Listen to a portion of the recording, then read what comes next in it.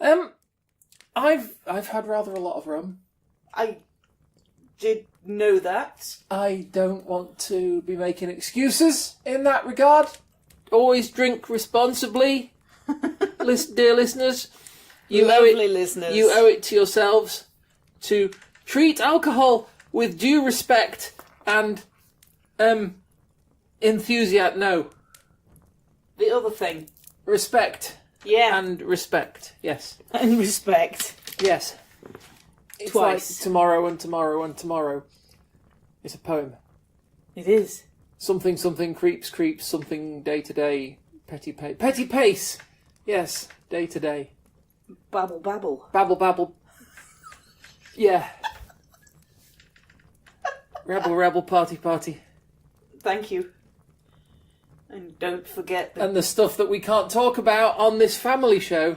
Family show. Family show. Which it is that it is.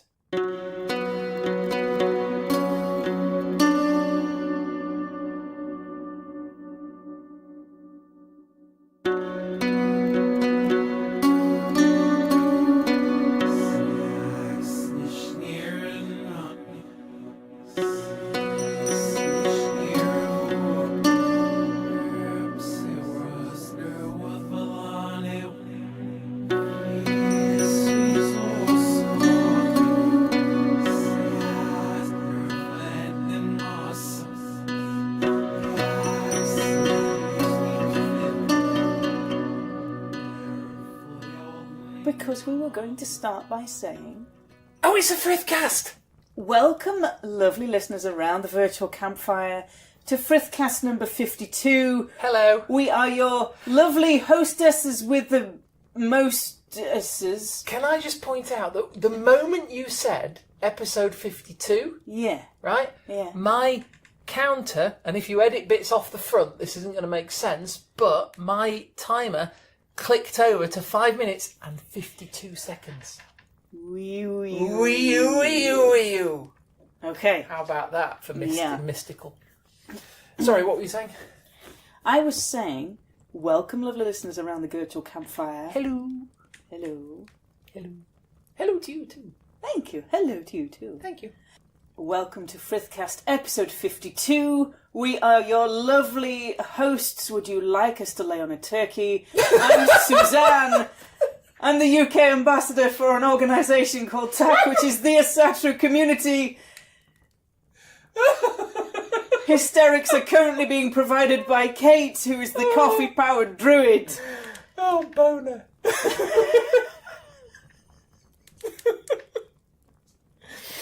Hello. Welcome I'm Kate. I'm the coffee-powered druid, and it's boner to Vardia Eeks. Well, you know, Boner to Vardia Dolly Old Eeks. if you're gonna... But I'm gonna Yeah. have to, really, aren't you? So, welcome around the virtual campfire. Hello. We did that bit already. What are we talking about tonight, Suzanne? Well, this episode, I thought we'd have a chat about a bit of a practical skill that I find quite useful. Okay. And it's a skill called visualisation. Visualisation. Now, some folks may already do this. Mm-hmm. Some folks, this may be a brand new shiny word, and they'll be thinking, well, how can I apply that to my faith? How can I use it to augment my faith? How can I use it to deepen my faith? Just to clarify, when we say visualisation, we are not talking about music visualisation. No. We are not talking about milk drop running on Winamp. Oh, that is some trippy stuff. Or the really rather groovy options on Power Amp now. Yeah, no, none of that. No. What I'm talking about is using the visualizations inside your own head. Okay.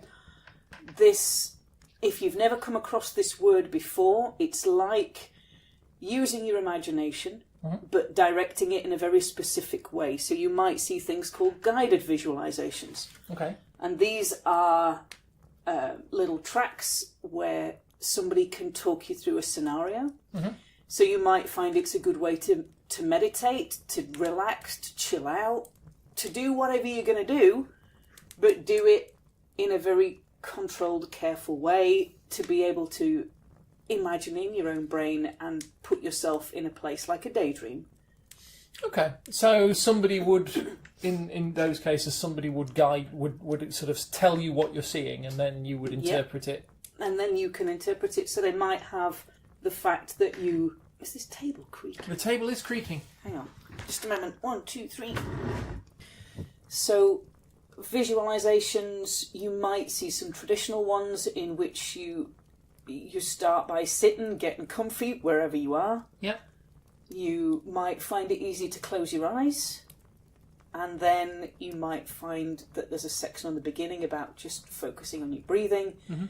The guided visualization might take you on a walk through a forest, through the colours of a rainbow, through a meadow with a river, wherever it is. Yeah, I'm liking the sound of this visualization. It sounds peaceful. Yeah, it can be kind of trippy in a good way, because then sometimes you'll find with a visualization you've got a time in the centre of that to just kind of be in that space. Okay. Or you might find that somebody has said, there are animals and birds about, and they might come and make a connection with you. In other traditions, that can be a way of finding a spirit animal that you're connected to, is to take yourself on a visualization to go and find it. All right. Are we all right with the concept of spirit animals? I mean, we can... Yeah, spirit animals... There are versions of guardian spirits, if you like, which can appear as an animal. They're not necessarily a spirit animal as the indigenous American peoples might understand a spirit animal. But then again, I mean, it is a fairly universal concept. I mean, in Western European witchcraft, you have the concept of the familiar. Yes. Which is essentially, I mean, I'm not going to say it's the same thing because obviously it's a whole, there's a whole sort of cultural lens world of running nuance going through that. But the idea of having a particular animal associated with you that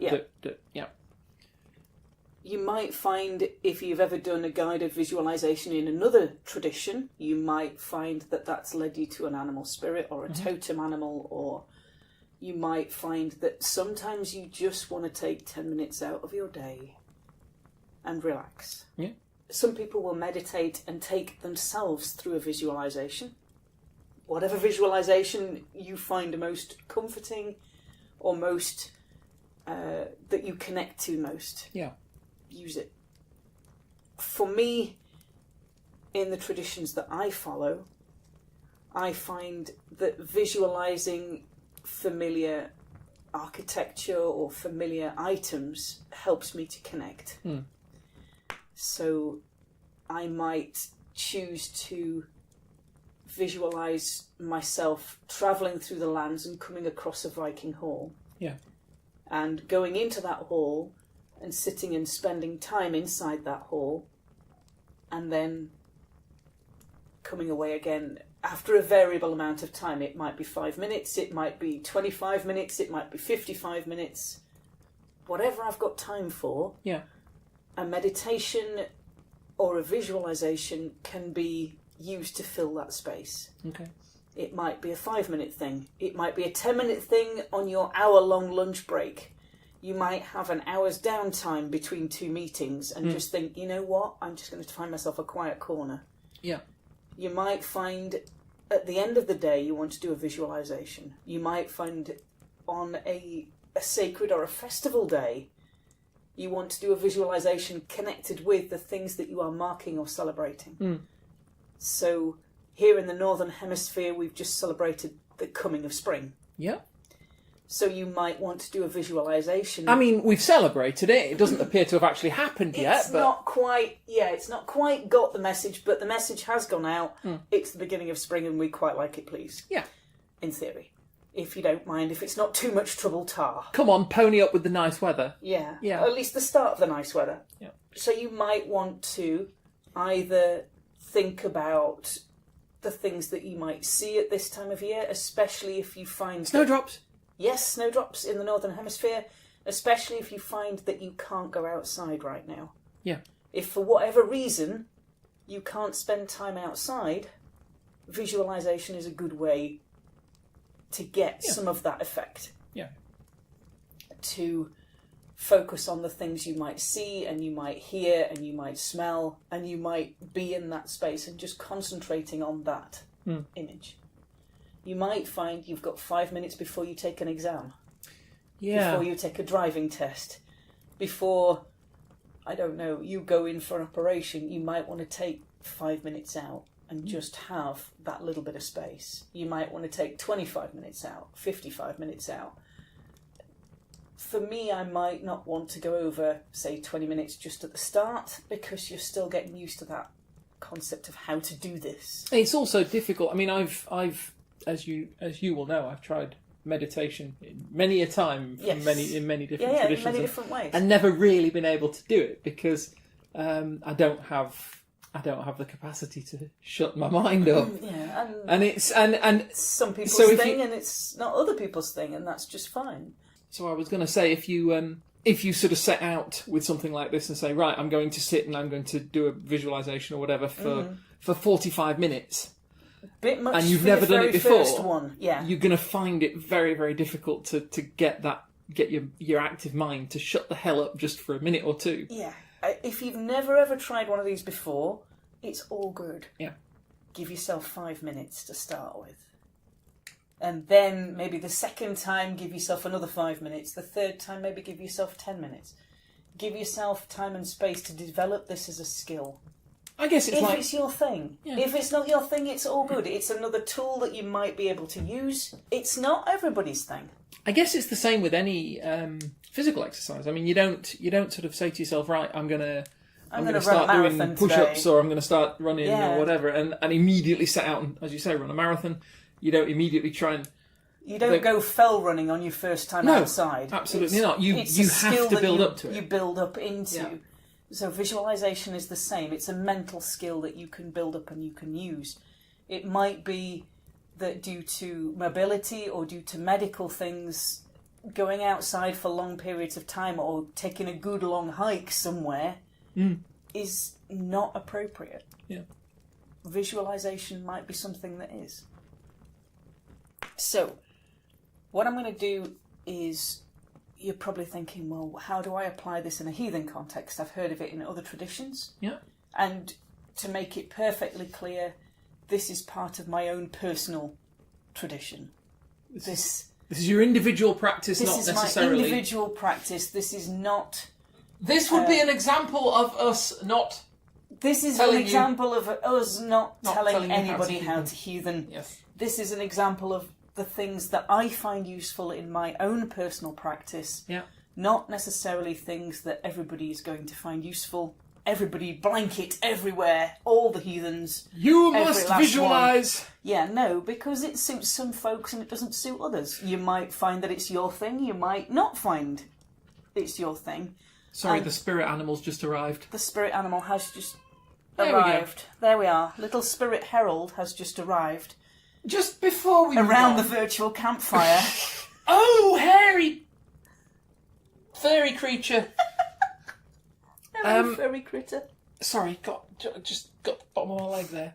So, before we go zooming off into whatever it is you want to do. Yeah, into the nice kind of space. Is there a heathen tradition of, for want of a better word, spirit animals or animal guides or that kind of thing? Is that a... There are... Not necessarily.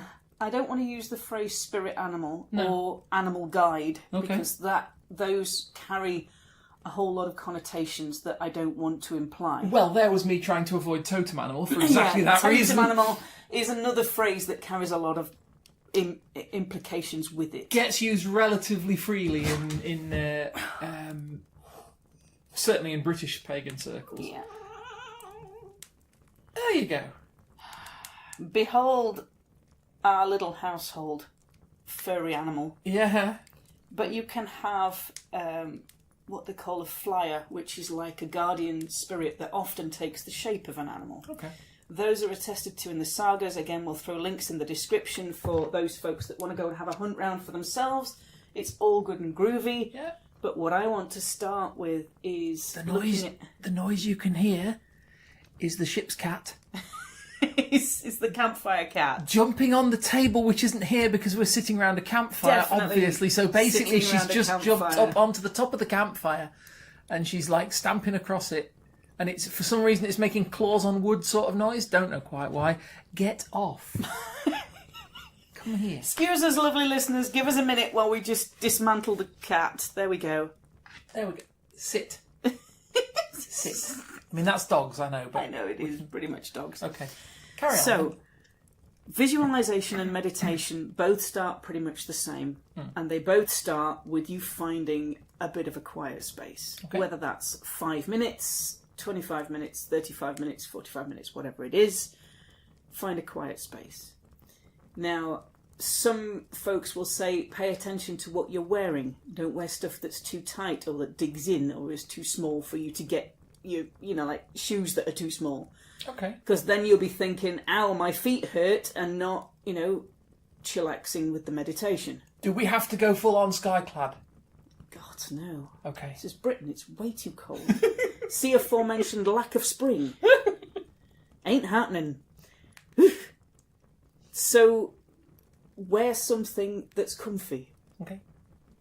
Have a temperature, an ambient temperature, that is comfortable to you personally. I appear to be wearing mostly this cat at the moment. I know. She's helping. Yeah. Yeah. So, clothing, temperature. Find somewhere to sit that's comfy.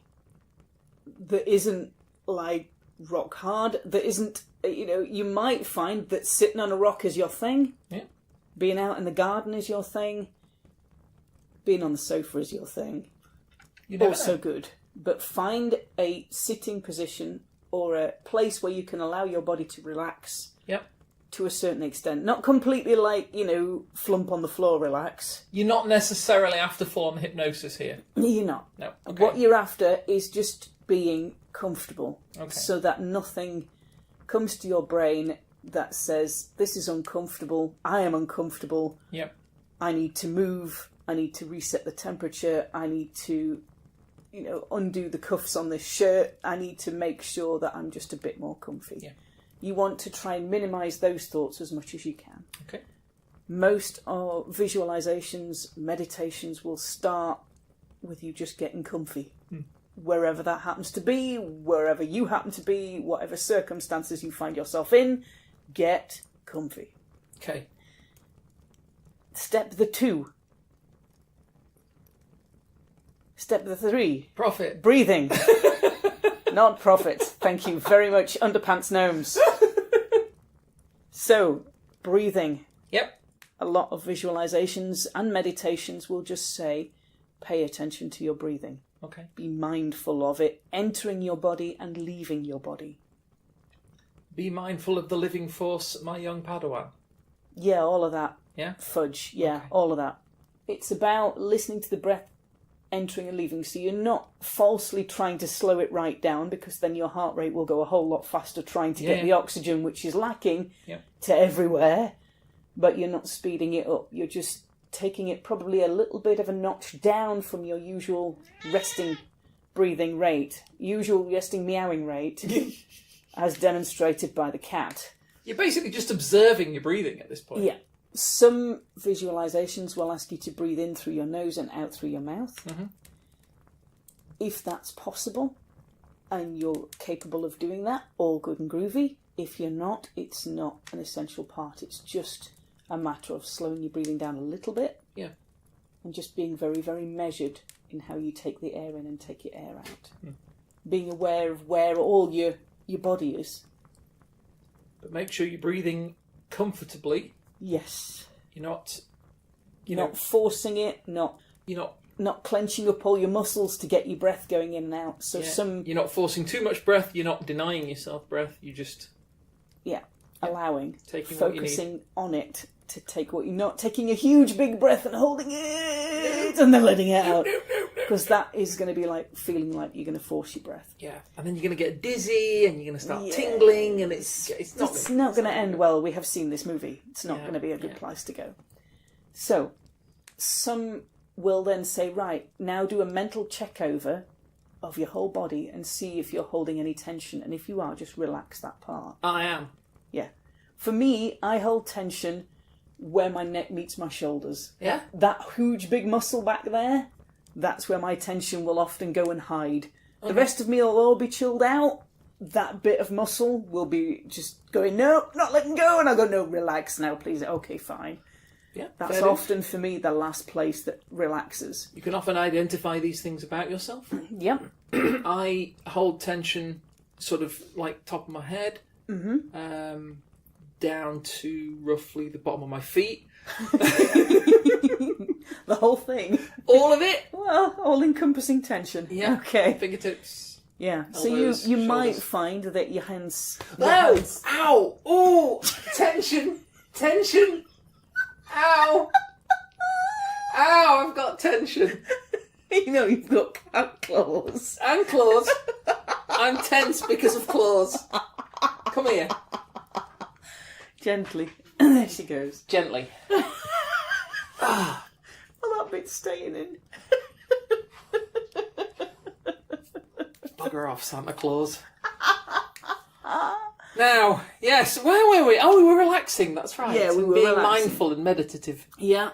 And you're basically going to just going to mentally check over everywhere and get it to relax. Okay. Ask it to relax. Give yourself permission to relax. Yeah. However it works for you, do your thing. Okay. Okay, so now you're sitting and all chilled out. You might find it easy to close your eyes. Right. Now, I can give you a couple of visualizations in the Northern tradition so you can see what kind of thing I'm talking about. Okay. Now, with these, they're just little short journeys that you can take. Mm-hmm. So you can expand or contract these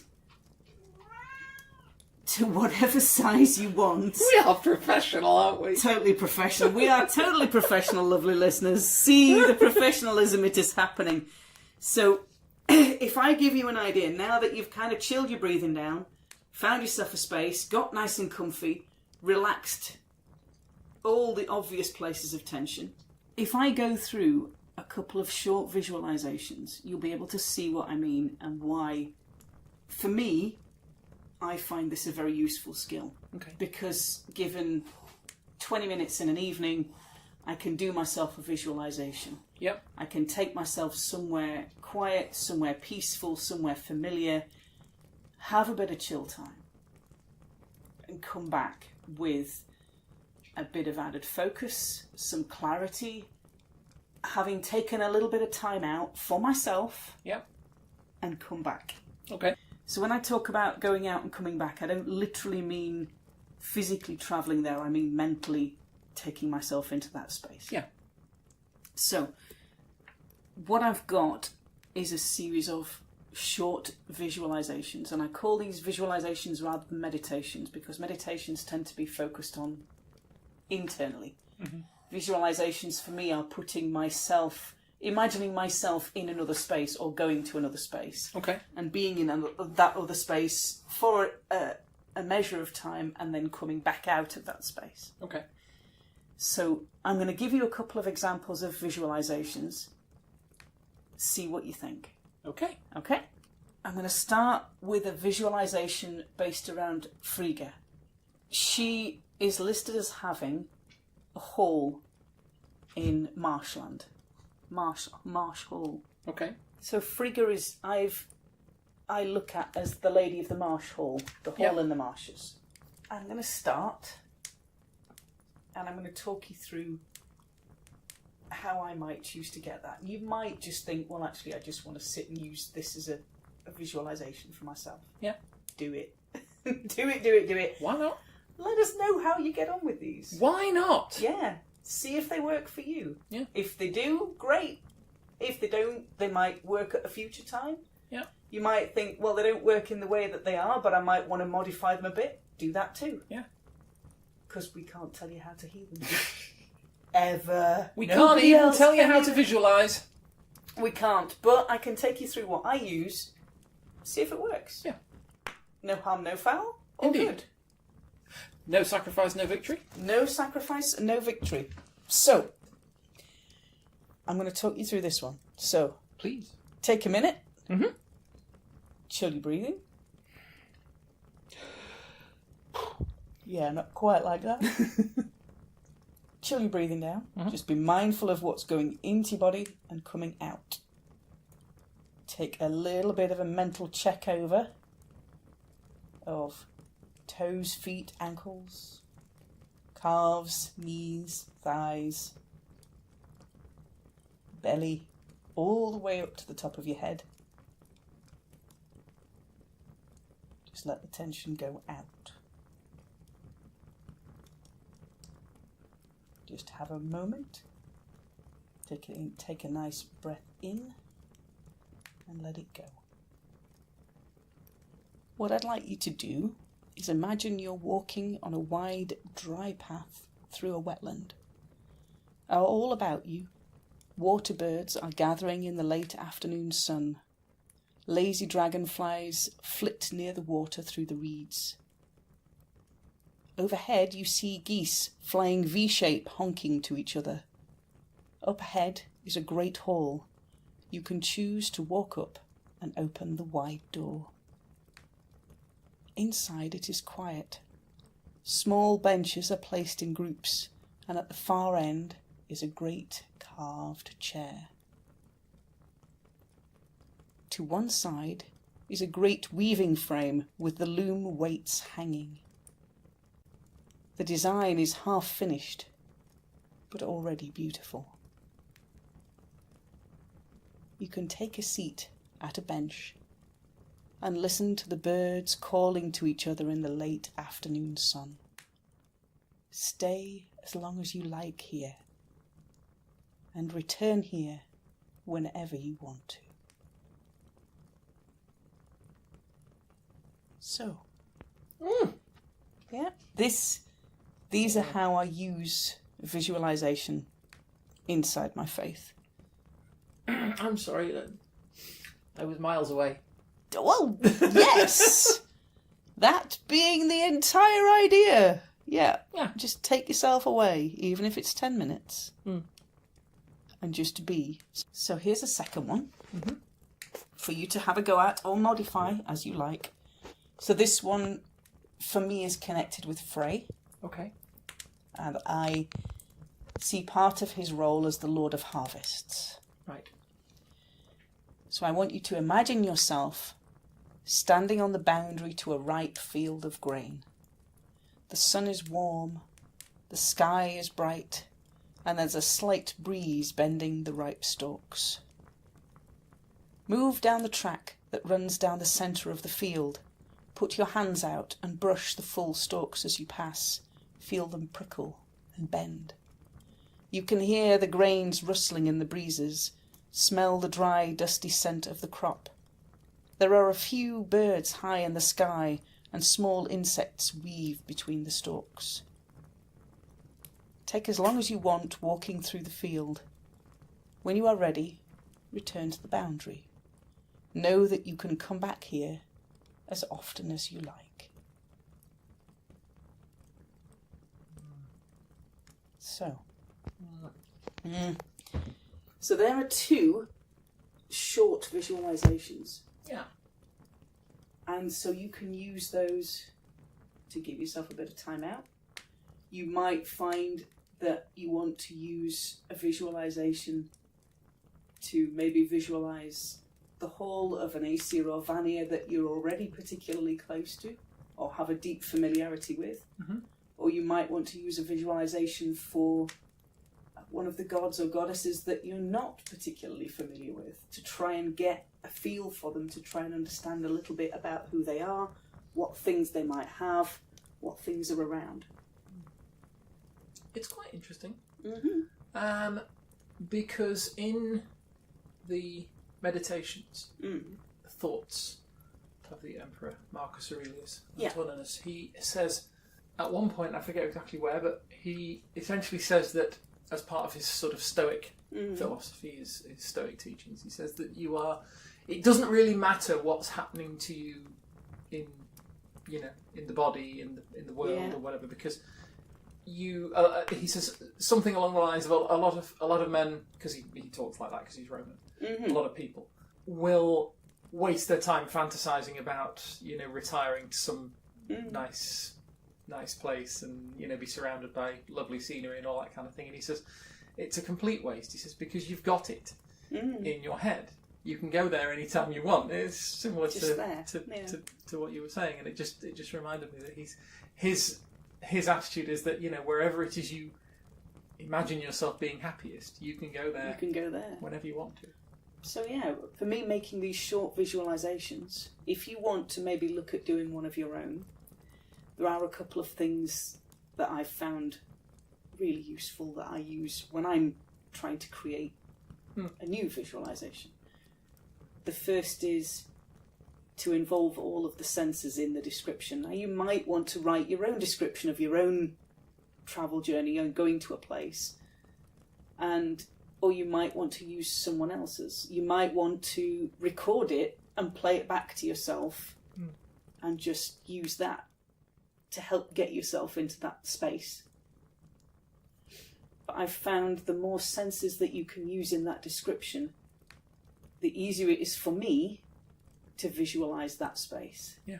So sense of touch, what can you smell, what can you hear, what can you see, but include the other ones as well. And the more of those you can engage, the richer that place becomes for me when I'm using it. I also find that having a little element of travelling. So with the first one, you're walking along a path, a wide path in the middle of the marshland, and there's marsh birds about. Mm-hmm. The second one, you're at the edge of a field and you walk through the field and then you come back to the boundary. Yeah. Both of these places have aspects of Frigga and Frey are in both of those. Yeah. Frey is the lord of harvests, the lord of the grains. Frigga, the lady from the marsh hall. So the geese, the tapestry, her ability to weave and to see is in that huge tapestry. Yeah. But it's also the hall of a queen. So there is her great chair at the opposite end, and there are benches. However you want to picture these, picture them in detail. Give yourself big details and little details to focus on that will help you create that space in your own brain. And let us know how you get on. Yeah. Let us know if this is your thing. Let us know if this isn't your thing. It's so good. With that, now that you're all kind of chilled out, hopefully, we're going to leave you sat around the virtual campfire and just let you have a moment with the crackle. And lovely listeners, we will talk to you all next time. If you would like to find us online, throw us a friend request, drop us a comment, come and say hi. It's all good. Yeah. There's always space around the virtual campfire. This is true. You'll find me on Facebook as Suzanne Martin. You'll find me on Twitter at Geetha in Jeans. Come say hi. And if you want to come and talk to me, I'm on Facebook and Twitter as Kate Coldwind. And you can find my dreadful website at glassrain.net. And feel free to come and be amazed at how little I've put on it. Okay. And with that, lovely listeners, we're going to leave you relaxing around the virtual campfire, and we'll talk to you all next time. Bye-bye. Bye-bye.